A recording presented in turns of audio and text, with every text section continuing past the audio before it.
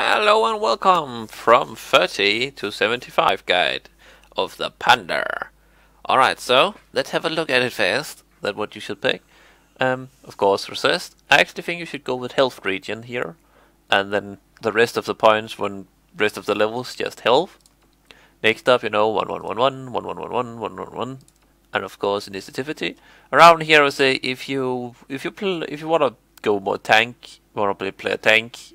Don't really know if you should go tank with the spec, but you can. You go for luck if you want to be damage dealer. This is if you play in big teams. Go for dodge. If you're just solo leveling or really not that often in dungeons, go for initiativity. Alright, next up we just more grit, of course. And now we want to get one AP and MP. So now we have AP and MP. So let's have a look at this build here. This build is more actually just picked about for you to move around. Also, a really important notice. There is no reason for you to actually give assist the last point in the barrel. As you can see right here, it only increases the maximum health of the barrel by 1% of the panda's maximum health. So that is a totally waste. So you just want to get Bamboozle in 9, and Barrel Hop 9, and Barrel 8, and the Milky in 20. That's pretty much what I think you should get from here. So, alright. So, the tactic is pretty much still the same with the spells, as you can see. Actually haven't put them down yet, so let's just first do that. Here we go. Down they go, and Bamboozle here. Let's get Bell here, and that's here. Of course, we have the 2 AoE spells again. It's kind of like almost the same spec, except that now we have 10 AP and 6 MP.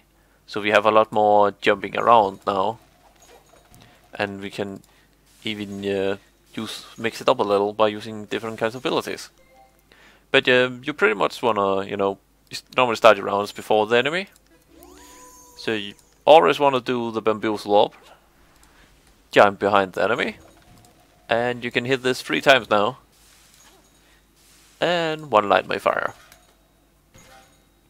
And you pretty much just jump over, do this 3 times. As you can see, do spawn, and bamboozle yourself. It's a lot more damage, and of course you will probably say, how do I get all that AP and MP? Well, let's jump to the second screen. Alright, as you can see right here, this is the necklace. This is a necklace, pretty easy necklace to get. You can pretty much do any of the dungeons here. Either the, pick dungeon, plant dungeon, scatter dungeon, or fish dungeon.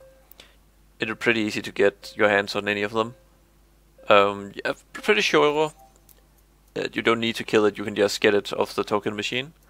Next up we have the boots. The boots is a little harder to get your drops on, but you should also be able to get it from the token machine.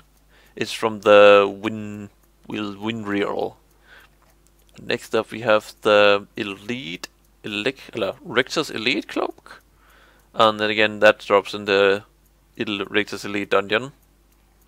Or if you think that it's too hard for you to get your hands on, you can just go with the Great Wild Gobble Cape. It's, what do call it, a little easier to get your hands on, but also higher level. The first weapon you want to get your hands on is, I think it's Force Hammer, something close to that. It's the first one that gives you 1 AP, so go for that.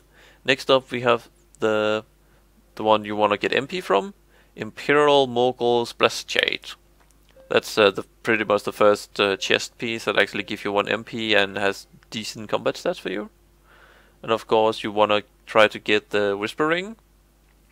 And again, it's a crafted one. If you're on Remonting, just give me a Whisper, and if you have the materials, and I will gladly craft it for you. And of course, the Rose of Sand also give you Kit Skill. And this is pretty much the reason why I do not recommend getting Kit Skill. Because, well, with the Kit Skill ring, it's 4. With this necklace, you have 2.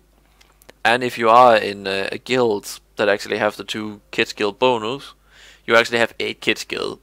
So it's kind of a waste taking the 10 Kit Skill bonus Oh, by the way, kit skill means that for each kit skill you have, you can equip item level higher. So let's say if you have 5 kit skill, that pretty much mean, and you are 50, that means you can equip level 55 gear. But the maximum cap of kit skill is 10. So let's just jump back because apparently we're still in combat. Alright, so let's jump around. Can only use that once a turn, or 2 times a turn, I forgot. But the reason why I took barrel is simply because it's a nice way of you getting to one area to another. In the beginning, I would kind of say that you can't really do much with bell and bell jump, as you can see, because you can't really place it far away from yourself. But I would still recommend getting this because you can place the bell in one location, and if you're having if it's getting not the way you want it, you can always just jump to behind the bell and actually use the bell as a line of sight mechanic. I've done that many times to get line of sight of the enemy. Alright. So that's pretty much it for this type of guide. I think I covered everything. And the reason why I have high wave skills is because I tried to get the appropriate levels for this here, as you can see. Alright, if you have any questions, just leave it down below in the comments. And, well, thank you for watching, and hope to see you next time.